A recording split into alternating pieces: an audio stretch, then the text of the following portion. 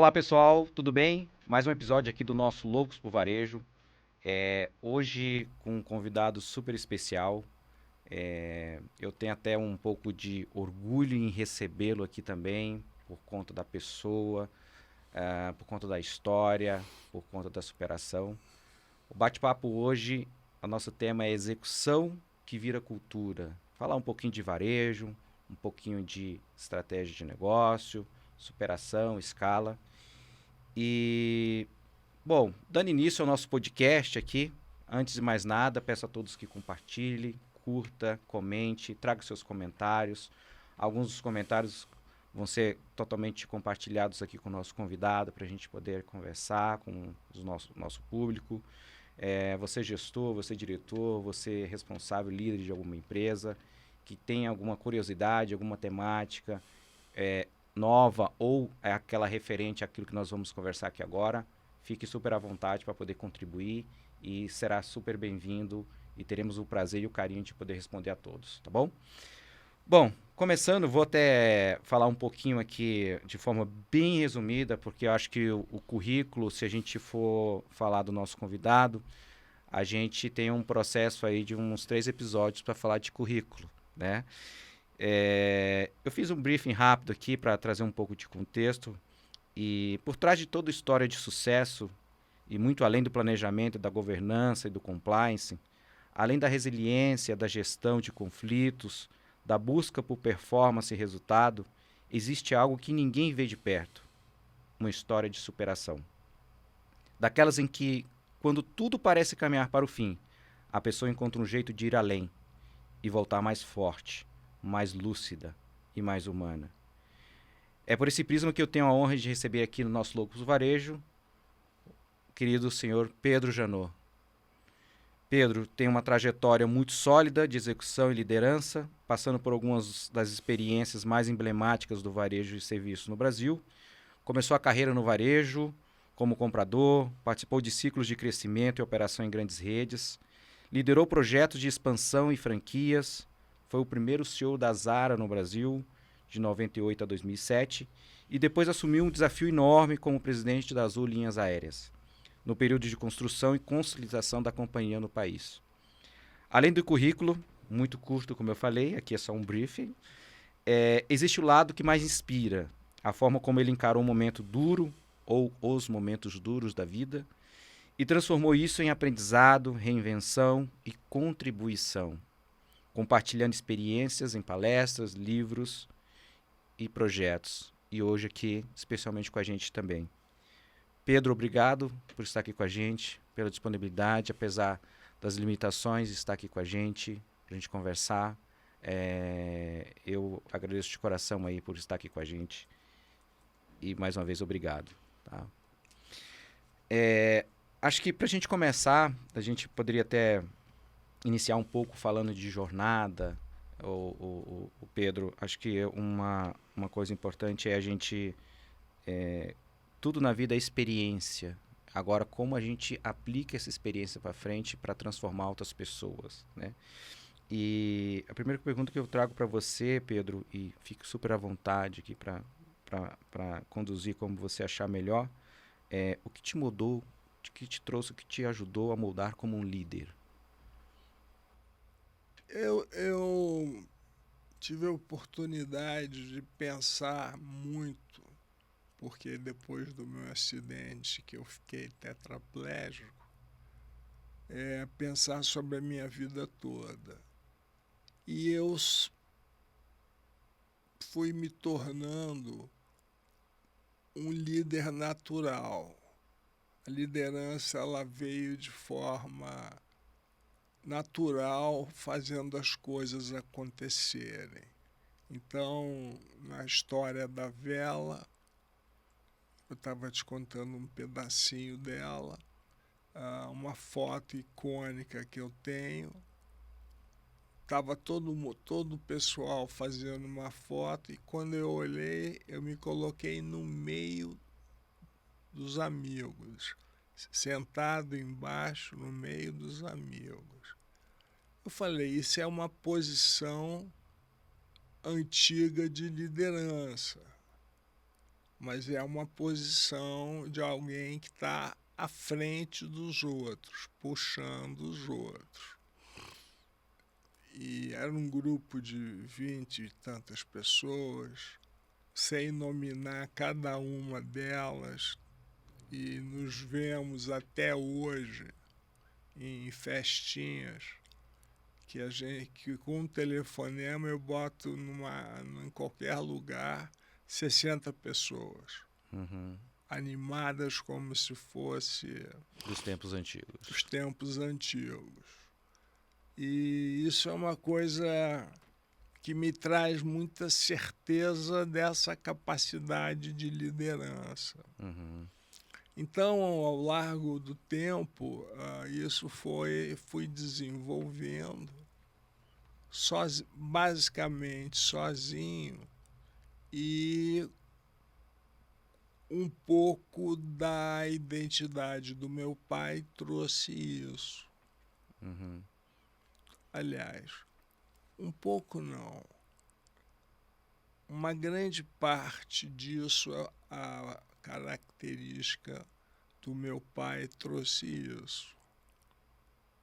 E porque ele era um pioneiro, foi empreendedor, apesar da gente, eu e ele, brigarmos muito entre nós. Existia um respeito, mas a base de muita dor, de Uhum. Pressão. muita dificuldade. Uhum. Então foi assim, essa liderança veio aparecendo, e ela tem histórias que eu vou te contar ao longo das suas perguntas. Legal, legal. E nesse percurso de acabei indo para um movimento de experiências em que foram moldando a minha liderança.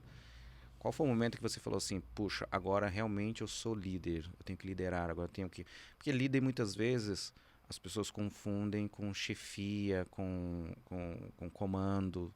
E liderança que não é isso. Liderança é você poder atrair pessoas para um objetivo, por um propósito em que todos venham em conjunto, todos compactuem com aquele objetivo.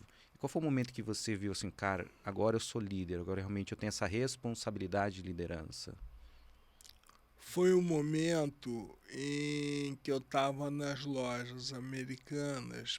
Primeiro tinha sido 6 anos de Mesbla, e quando as americanas foram compradas pelo Beto Sucupira, Jorge Paulo Lema e Beto, Jorge e o Esteves. isso, e o Esteves, eu fui convidado para trabalhar com essa turma. Uhum. E o Zé Paulo do Amaral, líder, o CEO de fato e de direito, ele planejava a companhia e me deu um cargo, gerência de marketing. O que ele queria que eu fizesse era que toda a verba de marketing que vinha das negociações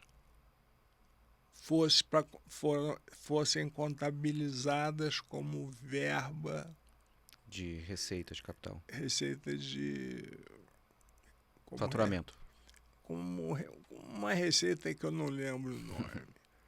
E aí o Zé Paulo me deu essa posição, me deu um espaço muito grande para dizer, pessoal, sexta-feira eu vou passar aqui, quero que vocês me deem as notas fiscais que foram dadas para a contabilidade.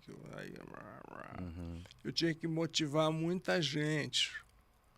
E aí eu percebi que eu sabia sair das dificuldades, ou seja, pessoas que falavam, pô, esse cara né? Uhum. As negativas eu conseguia fazê-las ficarem positivas. Tomava aquilo como um aprendizado.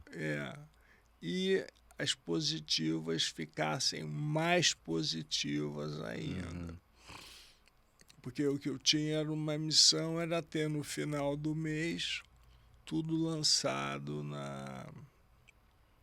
E nesse meio do caminho aconteceu uma coisa super interessante.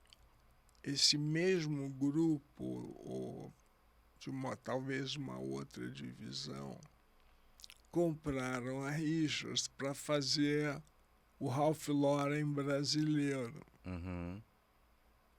Porque a companhia era o máximo, a companhia tinha um potencial de lutar com Ralph Lauren nos Estados Unidos e a gente queria fechar o espaço aqui no Brasil. E eu fui ser gerente de compras. E imediatamente, para poder fazer acontecer o que tinha que acontecer, eu tive que mexer na companhia inteira para a roupa entrar no dia, fazer todo o planejamento para pensar a coleção, construir a coleção, costurar a coleção, sair na porta da logística e chegar no final de cada período na loja. Então, isso era o parto da montanha. O grande desafio era logístico ali também. Era logístico também, e gerenciar toda essa cadeia. E eu me vi envolvido nisso, e quando eu abri o olho, eu estava tocando a companhia. Você foi chamando de desafio? Conforme foi aparecendo, você foi topando os desafios e foi... Fui topando, fui criando. Tinha a bola solta ali, eu metia o pé na bola e arrumava quem vai chutar é você, aquela bola tem que ir no fulano. Então eu fui desenvolvendo a capacidade de liderar sem perceber a importância desse desafio, né? Desse desafio. Sim. E Pedro, e nesse processo de liderança orgânica, vamos dizer assim, natural, né? É onde você enxerga que você cometeu algum equívoco, algum erro por estar aprendendo ao mesmo tempo executando, que você tira como uma lição nesse início. Aí eu estou falando muito também, pessoal, para quem almeja aí alguma posição de liderança, algum desafio. Essa pergunta para o Pedro é justamente nesse sentido, tá? Não precisa ser literalmente um erro, Pedro, algo que você fala assim, poxa, acho que a gente não podemos cometer mais. Acho que isso, para quem está começando, acho que não... Cuidados, né? Foi uma época na própria Richards que eu tive que bater um pouco mais forte, né? Mas insignificante, porque tudo se arrumou logo depois. Então eu foi o único caso. É porque liderança, muitas vezes, aí a gente está entrando numa temática um pouco mais de gestão e ela muitas vezes o caminho, como a gente sabe, isso é histórico, isso é fato, que o caminho da liderança, cada vez que você trilha e vai puxando, ele é um caminho cada vez mais solitário mesmo. E muitas vezes você tem que tomar uma decisão que você não tem, falta um par aqui, falta um lado que precisa te auxiliar ou te ajudar a tomar essa decisão. E você vai ter que tomar uma decisão independente das consequências que aquilo vai trazer, né? Mas você toma consciente e sabendo que o risco está inerente a essa decisão, né? É solitária. Solitária. É solitária mesmo. E olhando um pouco para essa jornada de varejo, dessa experiência de varejo, o que você entende, Pedro, assim, que você traz de experiência com relação a comprar bem? O que a gente precisa para você? O que é comprar bem de verdade? Como é que você enxergaria isso nessa experiência de varejo? Comprar bem comprar a quantidade certa, no preço de venda certo, no estilo certo e na quantidade certa. Porque pegando essa operação da Richard como exemplo, né? Em que você tem uma questão logística, você tem uma questão têxtil produtivo, você tem um fornecedor, você tem... E aí você tem um mercado que você vai abrir vamos lá, trazendo um pouco... Eu não sou especialista no varejo moda, parte de moda, mas você tem um desafio de lançar isso ao mercado e com volume, né? Como que eu meço isso com o meu fornecedor, que quantidade de volume, quantas peças eu produzo para que isso não sobre.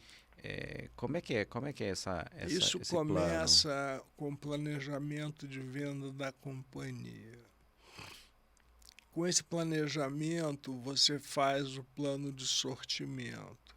Uhum, Estou sendo bastante sintético e professoral. uhum, Você faz o plano de sortimento, que é a escolha dos produtos que você quer que venda mais, que você acredita que vai vender mais, e você define quantas cores você vai ter em cada produto desse e qual é a margem que você vai trazer por cada produto desse. E essa quantidade que você está comprando, ela dura para 1 mês e meio ou 1 semana e meia. uhum, Porque eu estou falando isso, porque eu já estou falando do fast fashion. uhum, Quer dizer, na forma anterior, você queria que durasse 1 mês e meio. uhum. Hoje, no fast fashion, você É rápido, né? é mais É bem rápido. rápido. Então, partindo dessas quantidades, elas têm que, de cima para baixo, do item que tem que. E você tem que ter um item, faz as coleções, faz as divisões de quem vende mais.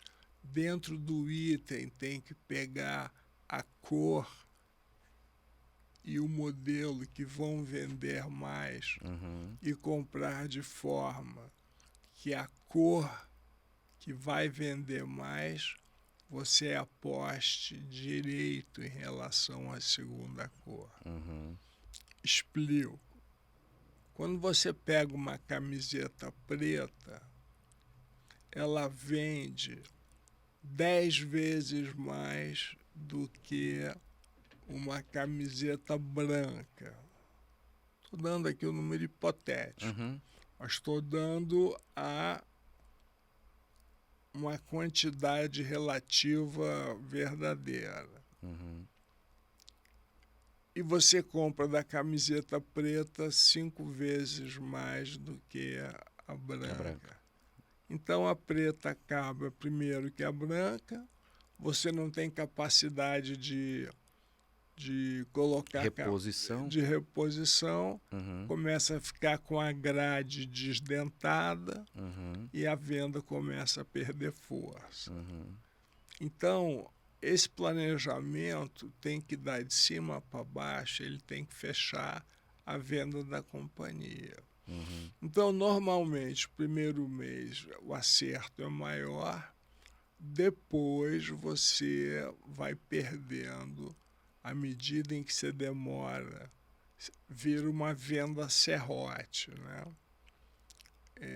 Você planeja, você tem um planejamento, acontece que você não consegue vender, estou descendo. uhum, E quando chega mercadoria fresca, a venda sobe de novo. uhum. Aí vai acabando que é bom, as cores boas, os modelos bons, Você renova vitrine, renova isso. e você vai renovando. Uhum, Então, isso é uma característica do varejo como um todo. Não uhum, estou dizendo nem de A nem de B. uhum.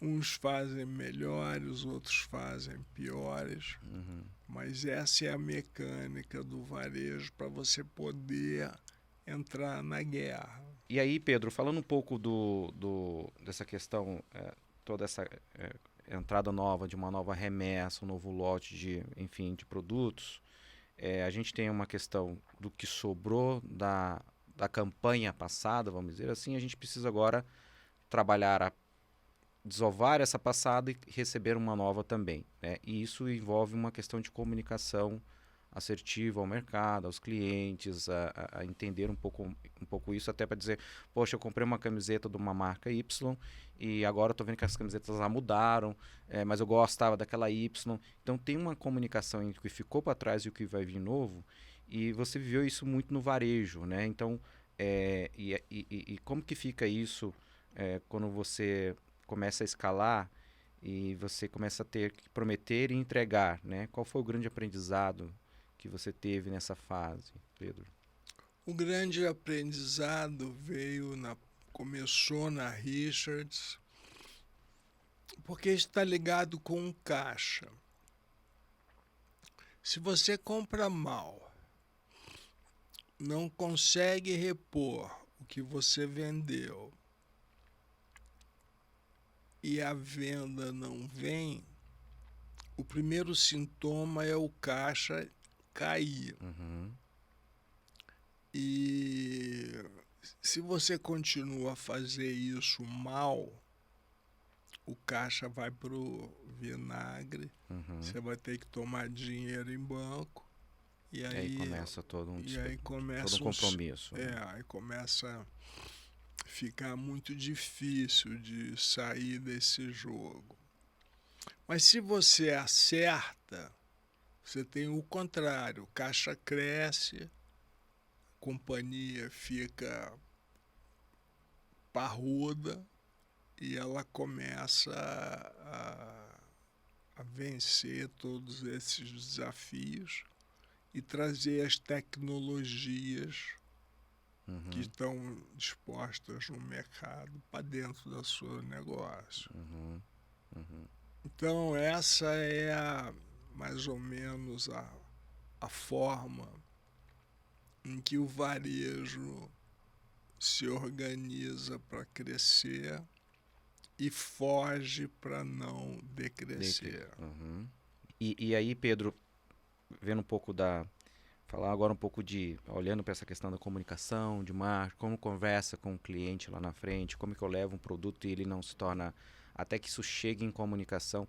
Hoje a gente tem uma questão de tecnologia, de comunicação muito rápida. Em um segundo a gente está na web, alcançando o mundo inteiro. E eu lembro que em uma das suas entrevistas ou palestras, não me lembro qual que eu assisti, você comentou uma coisa do encarte, né? Que antigamente tinha um encarte, né? Era um meio que foi utilizado, eu queria que você falasse um pouquinho sobre isso.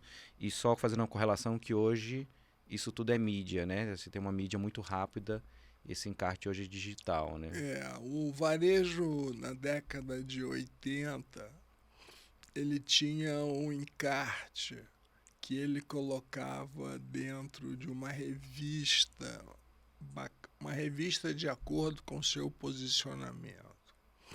As grandes cadeias colocavam nos jornais panfletos e que dizia ferro de passar de tanto por tanto e dava as características do ferro embaixo. E o varejo de moda fazia o mesmo. E hoje você compra cliente que não está passando pela sua rua. Quando você vai na internet e compra esse cliente, você bota a sua loja de cara para a sua rua. E aí a tecnicidade foi para o lado oposto, numa velocidade muito grande e de resultados muito grandes e também de resultados muito ruins. Uhum. Porque você convida o cliente para ir na sua loja, você paga para estar na rua tal.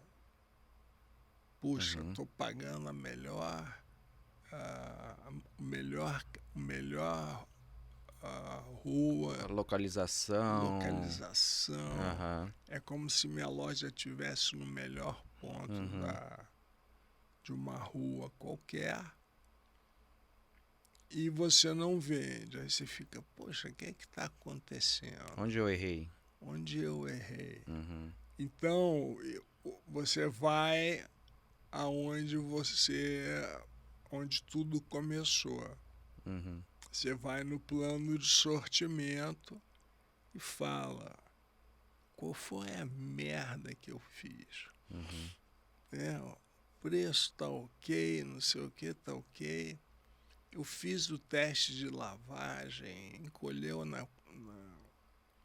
Então eu fiz a numeração correta. E aí vem as perguntas.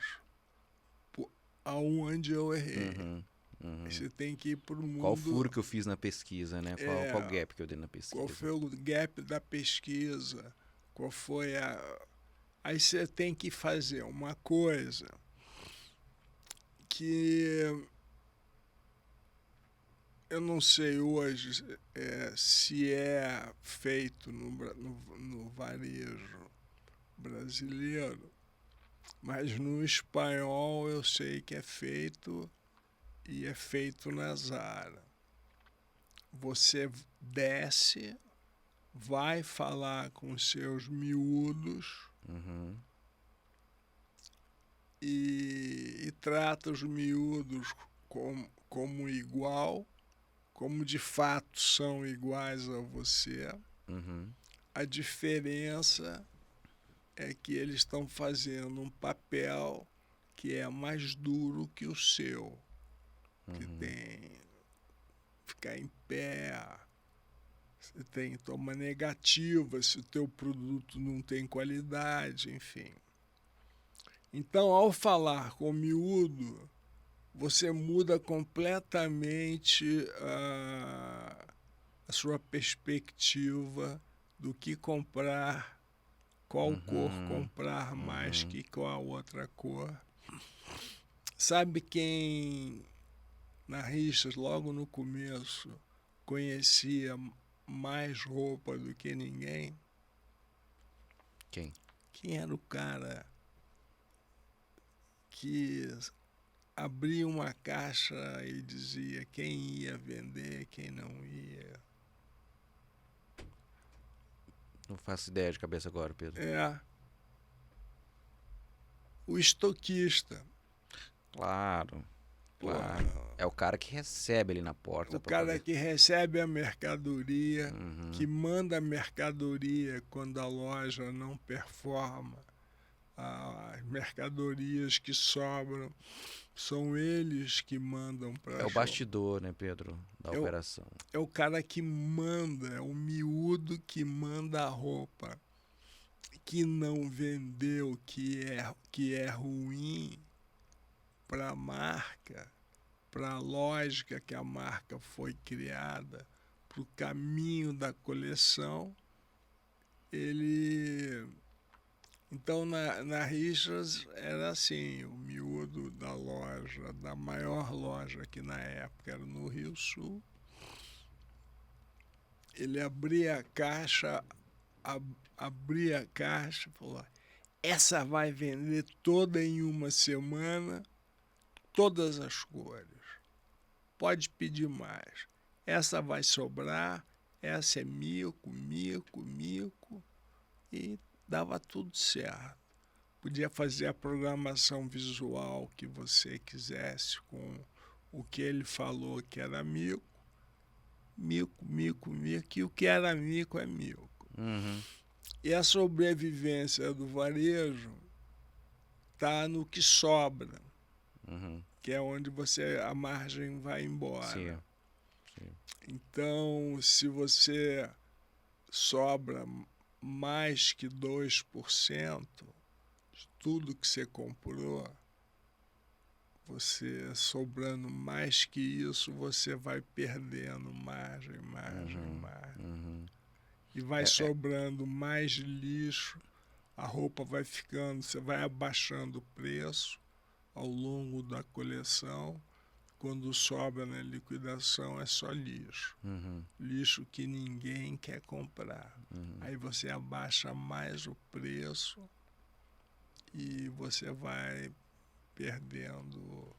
E esse baixar de preço, Pedro, muitas vezes não fere uma questão de posicionamento da operação, da marca, da classe em que ela atende, uma vez que, vamos lá, a gente começa a popularizar um produto mais premium por um preço de um produto mais popular dentro da rede. Como é que você enxerga isso, Pedro? Quando isso começa a acontecer, você tem que tirar essa roupa da loja,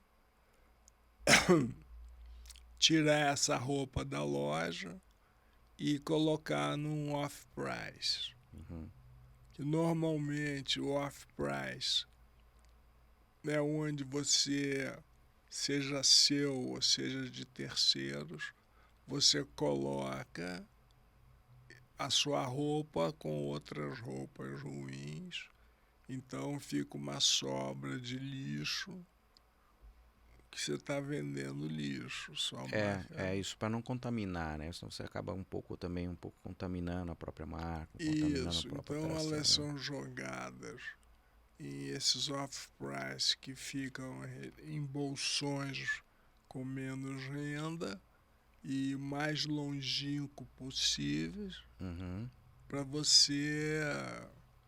E mesmo assim, você tem que comprar, fazer, fa, comprar com grade, com preço, com uma margem mínima, correr risco de investimento para fazer um off-price que você tenha todas as linhas de roupa com todas as grades, cores, etc. uhum. Quer dizer, não é só jogar no, Sim, numa sim. liquidação. Não, tem que ter um cuidado, o cuidado da desova, né?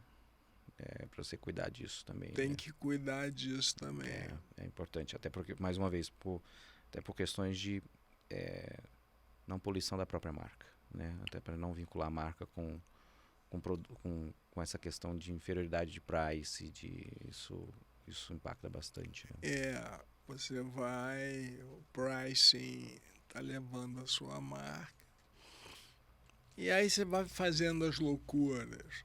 Aí você abre uma loja com uma marca qualquer, você tem uma operação de logística, que é uma logística reversa, que tem um cara que corta a sua etiqueta original, você bota uma etiqueta nova, Sim, começa a fazer um castelo de carta, você recebe roupa dos fornecedores já com a marca nova, chuchu, e você vai colocando na loja e você tem a obrigação de ter as mesmas coisas na loja mãe, você tem que ter no off-price.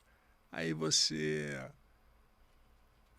começa a querer fazer uma operação grande demais, fica tudo muito grande, muito complexo. E quando ao certo, bastaria você. e agora, indo agora para uma linha um pouco mais de, justamente desse processo de operacionalização, era até um pouco que a gente estava conversando antes de começar a gravação aqui, um pouco também dos desafios que a gente tem com relação a isso, né? A iniciar uma nova operação, a trazer isso. E aí a gente envolve pessoas, a gente tem uma questão de organização de pessoas, de processo, aderência de produto, experiência de consumidor e usuário, Custo. custo, é, processo de expansão, quando eu vou abrir isso num processo de eu vou abrir isso em franquia, vou abrir isso em rede própria, indo para essa linha, o que você entende que é um fator principal para iniciar esse processo aí, com a sua experiência de inicialização de operações aqui no país? O que você enxerga, Pedro? Qual o ponto que é mais importante? São é ter muito claro quem são as pessoas que vão estar envolvidas nesse processo, é o lugar, o local geograficamente estratégico para isso, é o processo. Como é que você enxerga esse início Tira a etiqueta e vende do estado que está para alguém que queira comprar no interior, na fronteira, Uhum, e sai de cima desse troço uhum, por qualquer preço e valor. perfeito, perfeito. É, e Pedro, agora indo para essa experiência da expansão, né? Como você trouxe aqui grandes operações para o país, é, como é que é o olhar de uma rede que vai iniciar num país, né? Como é que ela enxerga, falando do Brasil, que a gente está falando de um país continental, um país muito grande, em que você tem a diversidade cultural, a diversidade de idades, a diversidade, enfim, suas diversidades num contexto geral. Eu vou implantar uma operação num país como esse, qual o ponto que eu tenho que olhar primeiro? Qual o primeiro cuidado com isso? Primeiro cuidado, passado o cuidado de você entender o país, né? Você tem que entender o país, saber o que você quer fazer, quais os primeiros passos que você quer dar e dar os passos. E o primeiro passo é o que determina o varejo, é ponto. Uhum, Então, o grande desafio é ponto. E ponto tem alguns pontos que são icônicos no Brasil uhum, e tem alguns pontos que não são icônicos. uhum, Então você tem que ter para dinheiro e um storytelling do que você já faz e o que você quer fazer uhum. no Brasil, no país. Esse objetivo inicial tem que estar bem claro, Bem né? claro. Uhum, E você tem que trazer o que você já faz lá fora para o que você quer fazer aqui dentro. uhum, E rezar para que os empreendedores desse shopping center, que hoje já tem investidores na bolsa, enfim, uhum, tem, se formaram grandes grupos, entendam o que você vai trazer para o shopping center dele e que você tenha certeza que vai ter sucesso. uhum, uhum, E aí começa a análise se o som da marca tem algum problema, se uma marca em russo fica a a sonoridade sonoridade, né? é boa. Até por questões da nossas multi idiomáticas aqui, as nossas a diferença, né, das nossas linguagens aqui internas, fugiu agora o termo aqui. Você tem uma expressão muito forte na gaúcha, mas ao mesmo tempo você tem uma expressão muito forte no nordeste do país, né? É, Então, como que isso se expressa, né? Quando você vou falar da marca, né? Porque a gente tem inclusive marcas nacionais de palavras portuguesas e que a expressão no sul é de um jeito e no nordeste é de outro, né? exatamente. Então, entra toda essa análise para você poder entrar, tá seguro que a marca XPTO vai ser bem sucedida. O Sudeste primeiro, Uhum, o Sudeste Maravilha, ali na Faria Lima, né? uhum, Depois você sai da Faria Lima e você sempre começa pela camada mais alta do mercado para poder abaixar. abaixar. O Uhum, que você não pode é entrar abaixo e depois querer uhum. subir. Você diz que o mercado, o consumidor lá na frente não compreende esse Não, processo. tem que ser de cima para baixo. Uhum. E nesse processo de trazer uma marca internacional, global, isso tem um processo, tem uma velocidade, isso tem uma constância, né, também com relação a isso. E pensando aí no caso do nosso país, né, o que a gente, o que não dá para tropicalizar, é o termo que a gente colocou aqui até na pergunta, quando a gente fala em trazer uma marca global para o nosso país, O que não dá para tropicalizar são todas as toda a instrumentalização fiscal Uhum. que Aí, que os gringos ficam loucos, ficam a mostram complexidade é muito grande, né? burrice atrás de burrice, Uhum. né, que faz a coisa ficar complicada. Quanto mais complicada, melhor. A corrupção vem atrás fazendo o papel dela, porque é muito complexo. E esse é o caminho que a gente criamos no nosso jeito. A segunda coisa é a complicação aduaneira, que melhorou muito. Uhum. No começo de uma das operações que eu trouxe, você liberava um container em 25 dias. Quer dizer, a tua operação estava comprometida por conta de todo esse processo aduaneiro. 25 dias. Eu vivia na alfândega, vivia as turras com o cara responsável de logística lá na empresa. E toda essa mexida era muito desgastante para mim, Uhum. porque no final era eu que não fazia bem o trabalho, quando na realidade eu tinha que mexer numa alfândega inteira. Que é, Mas o fato que 4 anos depois, esses 20 e tantos dias já tinha virado 8 dias, uhum. e esses 8 dias viraram ah, quase que uma hora. Uhum. A hora que o avião chegou, a documentação foi para um sítio, e esse sítio fazia a Organizar tudo, leitura. né? 8 horas depois a mercadoria saía. E isso é padrão dos países sérios. Uhum. Então Uhum. você observa na parte aduaneira um fator muito importante para permitir que marcas estrangeiras cheguem ao Chegue. Brasil. Uhum. Uhum. E isso sem nenhum papinho esquisito, nenhuma conversinha. Uhum. É assim e tal.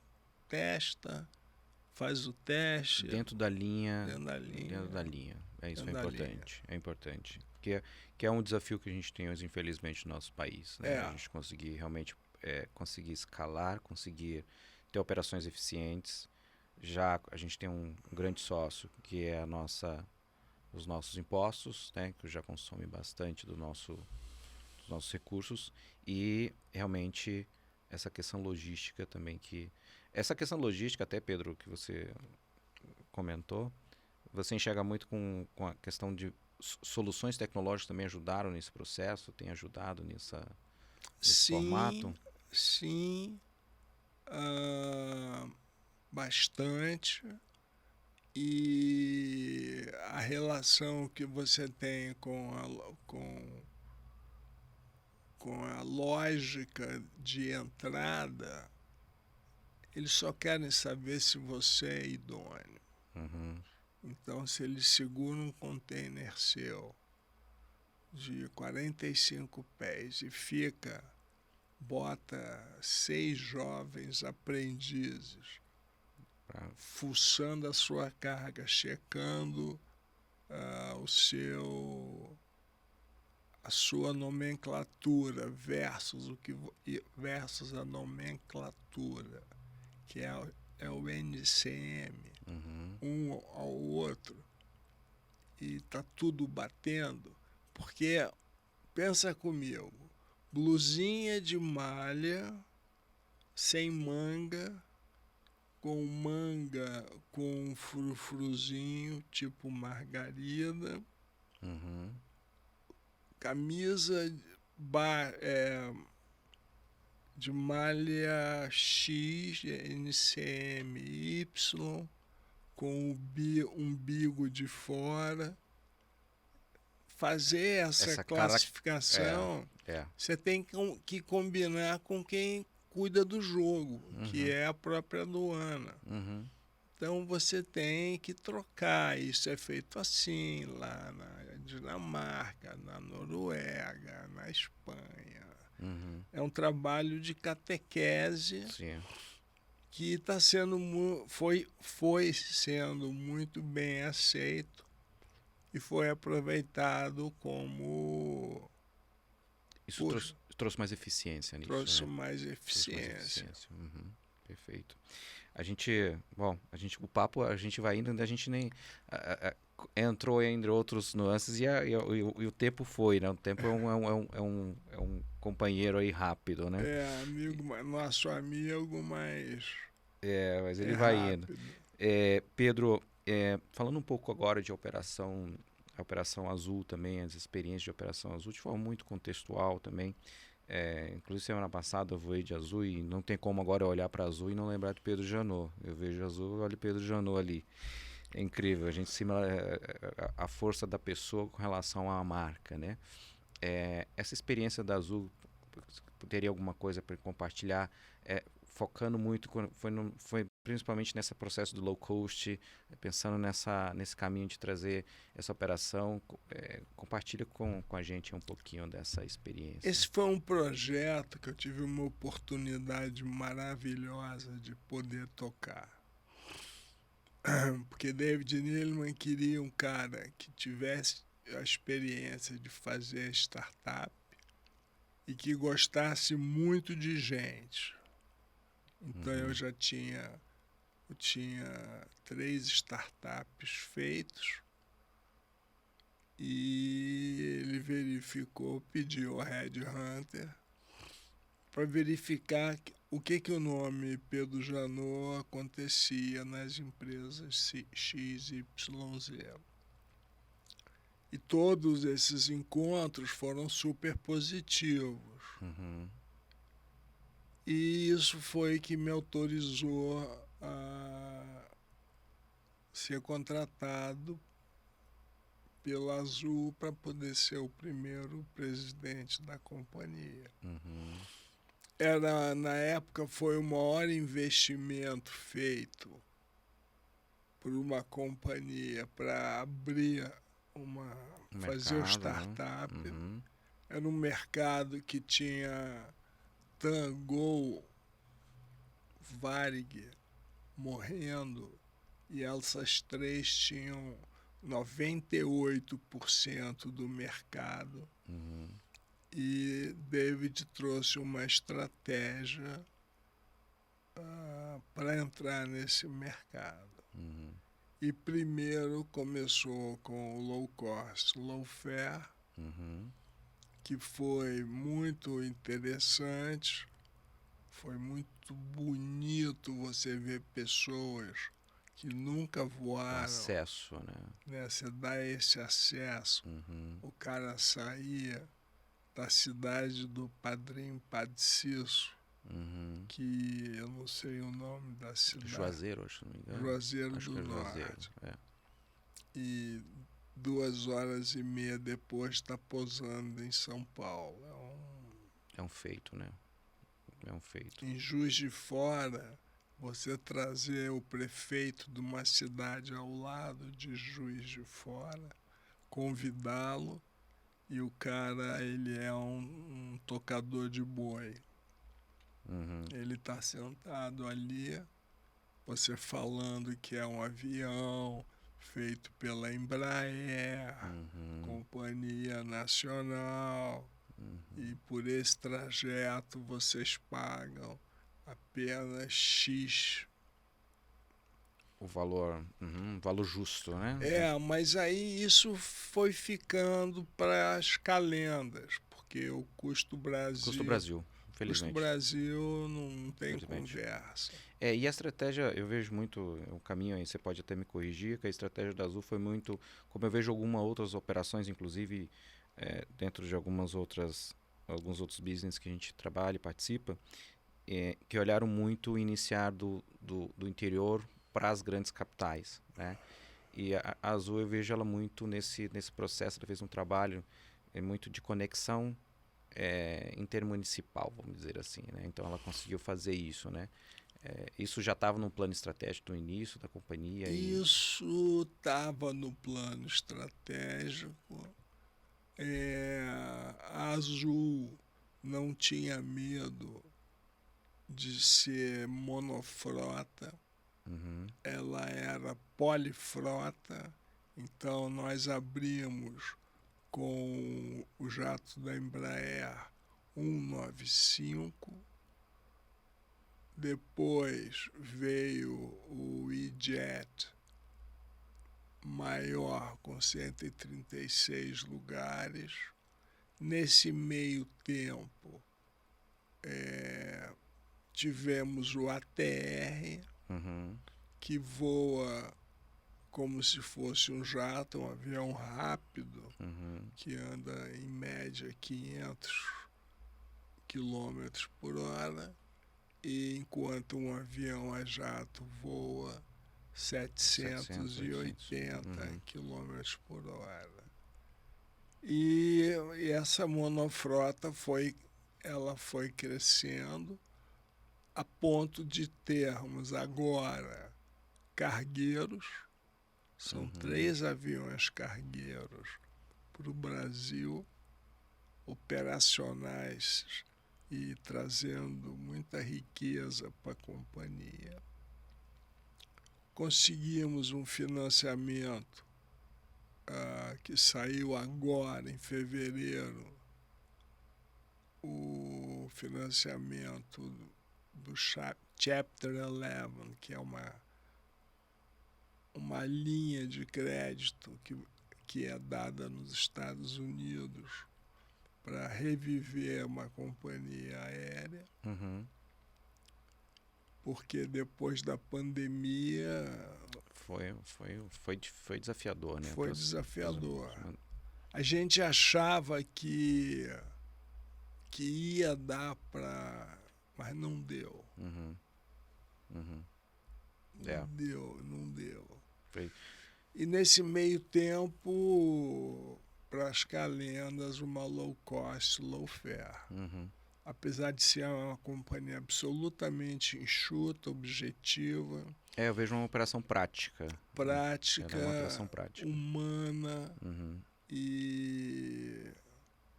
Mas agora, depois desse Chapter 11, os nossos 2 parceiros são muito amigos da gente, gostam muito do nosso trabalho. A companhia vai voltar toda para a operação, para receber, remontar um modo de atender, um modo de fazer que não afaste muito ela do momento original. Perfeito. Que mudou tudo, o preço do petróleo mudou, está mudando. Sim. E é na veia, né? Uhum. Pô, Impacta a última linha sempre impactada, né? Não tem como não. Você tem um EBITDA antes do preço do petróleo, Uhum. e aí você bota o final com o preço do petróleo e outros custos. Já fere bastante a última linha. Isso. Fere bastante. Pedro, e aí pensando até, você falou um pouquinho aí, puxou uma temática importante que é a questão da acessibilidade, da questão de tornar isso mais humanamente mais acessível às pessoas. A gente entra acho que o penúltimo bloco aqui para a gente ir encaminhando, muito focado em experiência do cliente, né? O que o Pedro Janot enxerga sobre essa questão de experiência do cliente, né? Porque eu tenho isso envolve uma questão mais de... eu ter processos, produto bom, ou realmente é um trabalho? E aí, puxando lá no início do nosso bate-papo, quando a gente fala de liderança, eu falo bastante nas rodas de conversa, que o grande desafio hoje de líder é entender o cliente em primeiro lugar, que é quem paga a conta, que isso é importante, e ter também um tato muito humano com relação a compreender um pouco as pessoas e sairmos um pouco do mecanismo estrutural corporativo e entrarmos num organismo um pouco mais humano, entender realmente essa fase. Como é que o Pedro entende um pouco essa questão da experiência realmente do cliente? Como olhar isso com um olhar mais humano?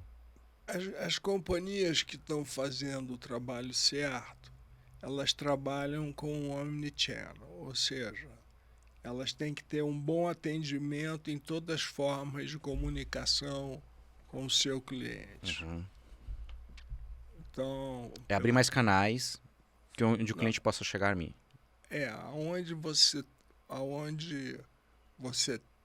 tem acesso à companhia, você tem que ser bem tratado. Uhum. Então, o cliente pode comprar uma coisa na loja e a loja entregar na casa da mãe dele, dado um WhatsApp, esse WhatsApp é a garantia, bota num Uber, vai, leva num motoboy, Uhum. entrega na casa da mãe dele.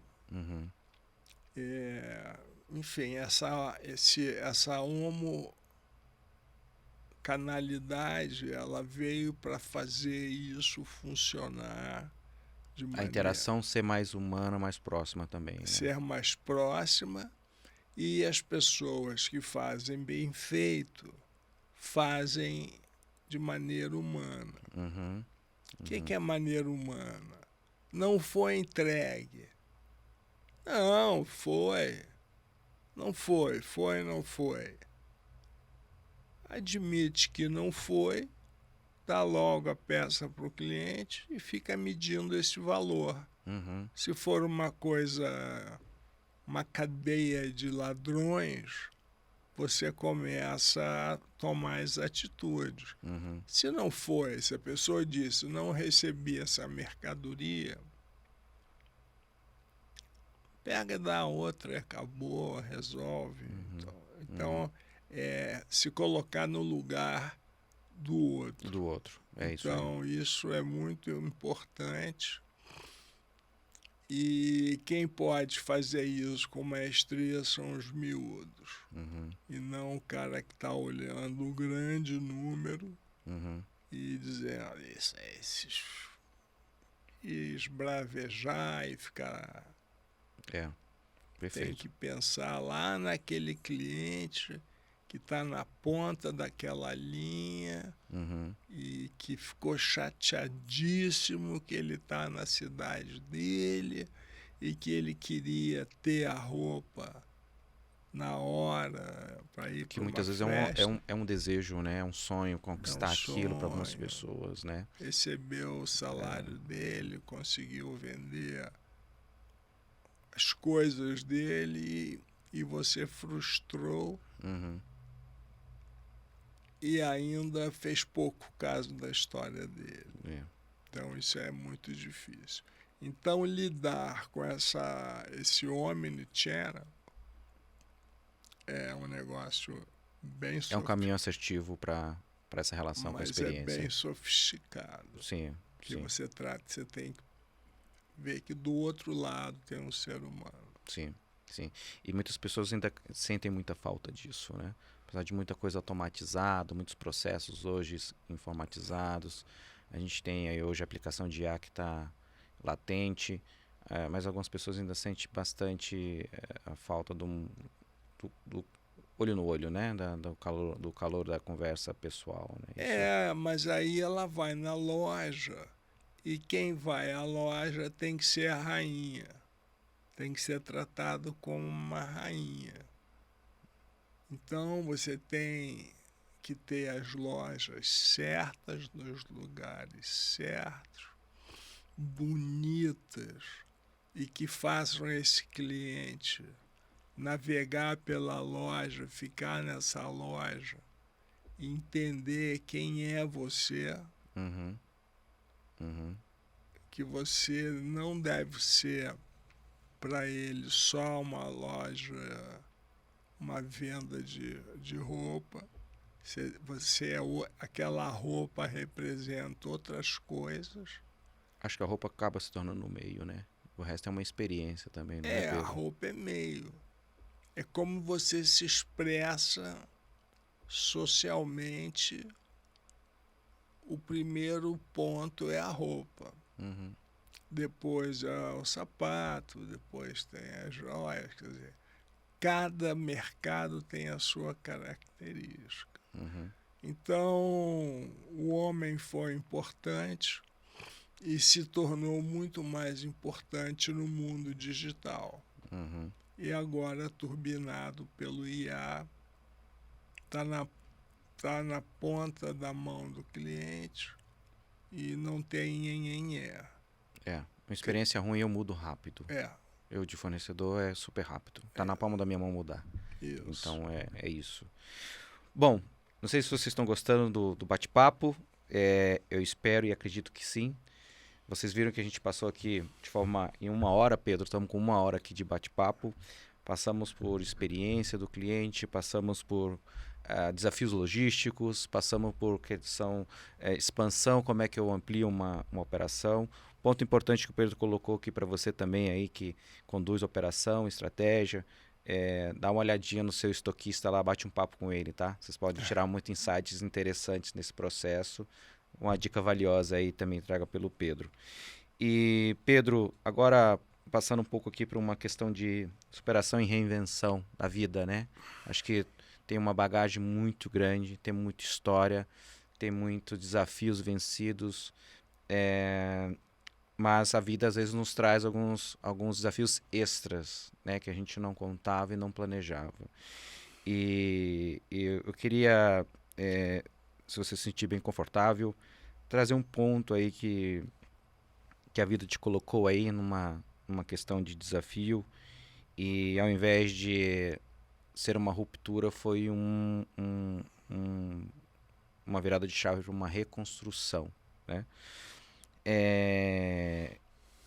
O que muda de um líder quando ele passa por um momento como esse, onde ele tinha todo um planejamento pessoal, profissional, envolvendo outras pessoas, consequentemente famílias, e a vida traz um desafio, Pedro. Conta um pouquinho pra gente aí como o Pedro se reinventou nesse processo. Esse foi um processo que primeiro você tem que entender quem é você. Tive sorte de passar pela fresta de uma porta de poucos milímetros, ou talvez pouco milímetro, né, para uma situação muito pior. E eu soube dar valor a essa oportunidade que eu ganhei. Uhum. Transformei um acidente numa oportunidade. E essa oportunidade passava em fazer a gestão do meu corpo. Você viu que o máximo que eu mexia Uhum. foi essa mão aqui. E essa transformação do corpo, ela foi aos trancos e barrancos, porque estou há 15 anos fora do principal jogo, mas entendendo cada vez mais o jogo que eu joguei. Ou seja, eu tive tempo para analisar a minha vida pessoal, a minha vida profissional, a minha vida como familiar, a minha vida como marido, a minha vida como eixo da família toda, porque eu e minha mulher nos transformamos no eixo da família que ia Dos dois lados. dos dois lados. Uhum. E fiz uma baita catarse no começo sozinho, e depois tive que voltar para minha psicóloga, tive que voltar para psiquiatra, tive que estar próximo dos psiquiatras, porque a cabeça sozinha não era capaz de absorver Claro. essa... Você a 300 por hora, pum, bate numa parede e cai no chão. E eu tentei criar caminhos que eu gostasse de fazer. Uhum. E fazer com as minhas limitações. E à medida que eu fui passando o tempo, eu fui ganhando qualidade em algumas coisas que me faziam mais forte, capaz de pegar aviões, Uhum. e tomando remédios antidor, Uhum. e me acabando à noite no quarto de hotel antes dos eventos chegarem no dia seguinte. E no dia seguinte era showtime. Uhum. Você é um ator que tem um legado a deixar para Seguintes, né? para seguintes. E esse legado eu acho muito importante, acho muito bonito, porque eu vi que eu era um construtor de empresas. Então, por onde passei como CEO, eu construí empresas, deixei legado nessas empresas, deixei elas aderidas ao que os donos... Os propósitos, objetivos. Os propósitos, né? objetivos, cultura. Uhum.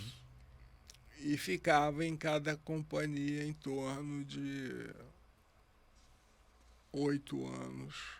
Uhum. E saía quando ela estava pronta para andar sozinha. Então esse legado eu não quis perder e continuei.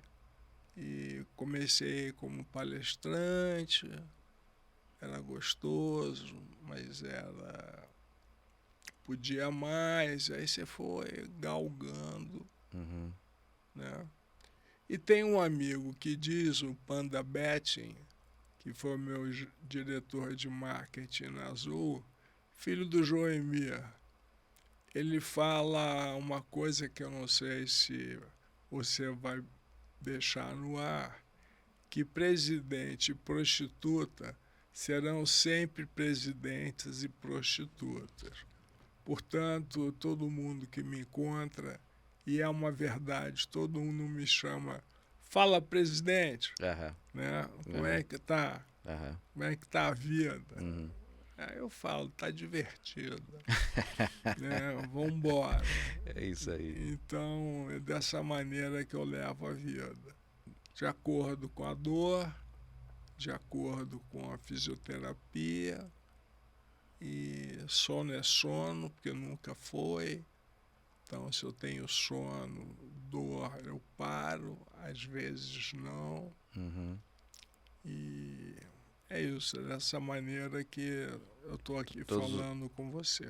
Todos os dias um novo desafio, né, Pedro? Todo dia um novo desafio. É isso aí. E Pedro, hoje o Pedro Janot atua em que frentes? Pode falar um pouquinho aí das empresas, dos negócios, até fica super à vontade, porque de repente o Pedro pode ser aí junto com a equipe, um caminho aí que as empresas, os empresários, os diretores, o pessoal que esteja assistindo a gente aí também possa entender que o Pedro tem algo a contribuir aí em algum projeto. Fica à vontade, Pedro. Bom, o Pedro, ele hoje trabalha com mentoria, trabalha com conselho consultivo, trabalha como conselheiro, trabalha com uma representação, leva produtos do Brasil para fora e de fora para dentro. Eu sou um trader. Esse é um canal novo de trabalho. Trago Maria Cândida, minha filha mais velha, comigo, que tem uma história profissional no varejo que é muito rica, diferente da minha história, mas é muito rica. E ela é a disciplinadora que bota a companhia em marcha para a coisa acontecer. Aqui eu uso o termo bate-bumbo, né? A gente tem que bater bumbo todo dia, né? Isso aí. Me liga para cobrar, pai, aquele assunto. Não fiz. Você me prometeu. E aí não dá para dizer não. E depois,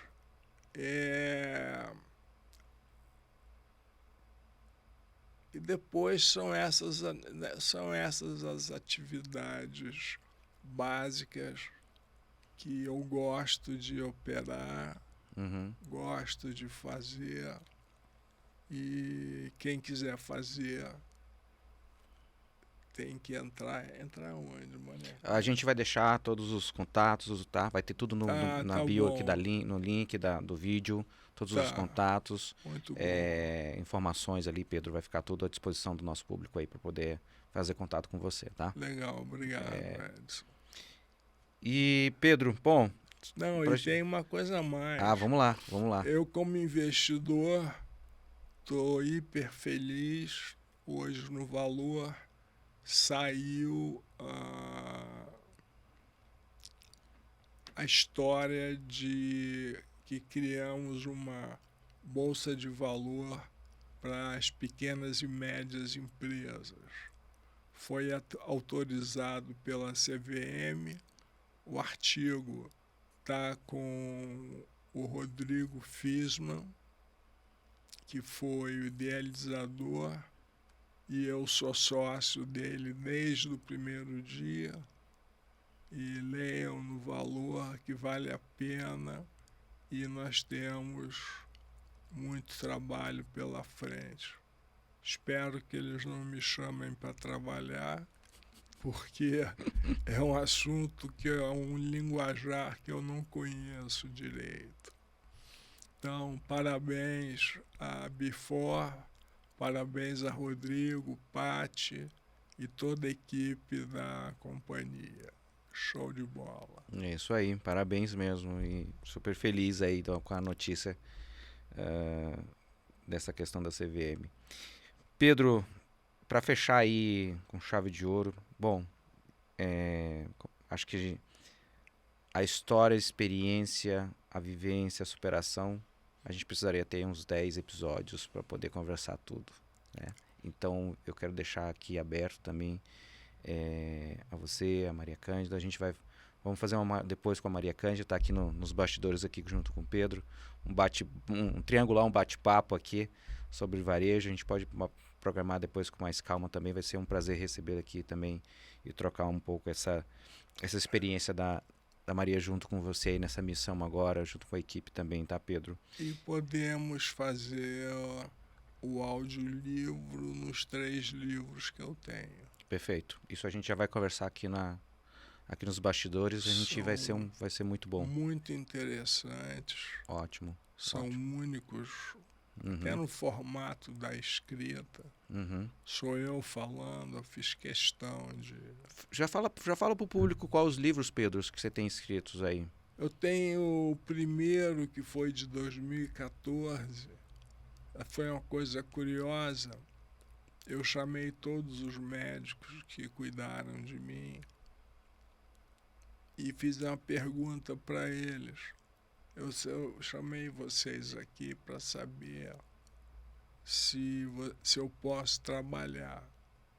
E um olhou para a cara do outro, cada um na sua especialidade, eram 7 médicos. Eles foram olhando um para o outro, cada um dizendo, não, por mim, e eu olhando cada um. E meu primeiro trabalho foi fazer o livro. Me ajuda, Maria Cândida, qual é o nome dele? Maestro de Voo, um livro escrito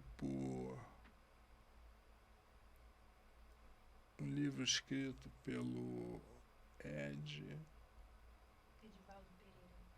Edivaldo Pereira Lima, um baita de um livro. Depois, A Vida é o que você faz com ela, esse é muito bom. Esse livro é muito bom, que faz um correlato da minha vida e o que eu achava daquilo, porque eu nunca tive problema de gente, de cor, de ter dente ou não ter dente, ser pobre ou ser rico, ser magro ou ser gordo. Eu sempre tive muita facilidade e respeito às diferenças, e esse livro mostra muito bem isso. E tem o último, que é sobre pessoas. Bacana. Que não é um livro técnico, mas é um livro muito, muito bacana também. E tô prestes a começar o 4º livro, mas eu não digo o nome, por onde eu vou. Surpresa. Surpresa. Vamos ler os 3 aí anteriores para já gerar uma expectativa no 4º livro que vem do Pedro, gente, aí, tá? De qualquer forma, também a gente vai deixar na descrição também o acesso às editoras, tudo que tem. E vamos gravar os audiobooks desses livros. Vamos. Vai ser ótimo o pessoal dirigir e escutar aí essas histórias aí. Vai ser bem bacana. Bem bacana. Muito interessante. Pedro, para fechar com chave de ouro, eu queria que você deixasse uma mensagem especial aí para o nosso público, para quem nos assiste, para quem vai acompanhar esse podcast.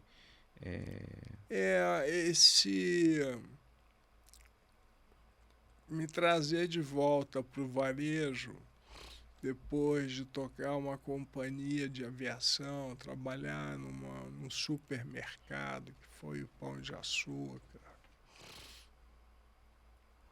e toda as coisas para mim se tornaram muito simples. A forma de fazer e de como é que você vai sair de uma posição que está te incomodando e você não sabe. Seja ela dentro de você, seja ela fora de você, eu estou à disposição nas atividades que eu já falei que faço. Mentoring, conselho consultivo, eu posso ajudar em tudo que você imaginar dentro desse mundo. Então, não fique intimidado. Ser CEO, a perna às vezes palpita sozinha. É intrínseco já do desafio, né, Pedro? E é aquilo que a gente comentou. Acho que a liderança, ela é uma arte. Ela é uma arte. E eu sei porque eu tenho alguns desafios também nesse universo corporativo. E estou passando, e como eu falei, eu sou um aluno, estou sempre aprendendo, sempre... Eu falo que eu quero, quando o Papai do Céu me levar, eu quero ser enterrado com a cabeça de fora, porque eu ainda quero continuar ouvindo e aprendendo as coisas ainda. Então, é uma maneira brincadeira de falar, porque eu estou sempre querendo aprender mais. Bom, Pedro, muito obrigado, de verdade, de coração, pela disponibilidade de ter vindo aqui gravar com a gente. Espero que a gente consiga fazer outros projetos aí também, focado nesse universo do varejo, da consultoria, do desafio de inicialização de operações.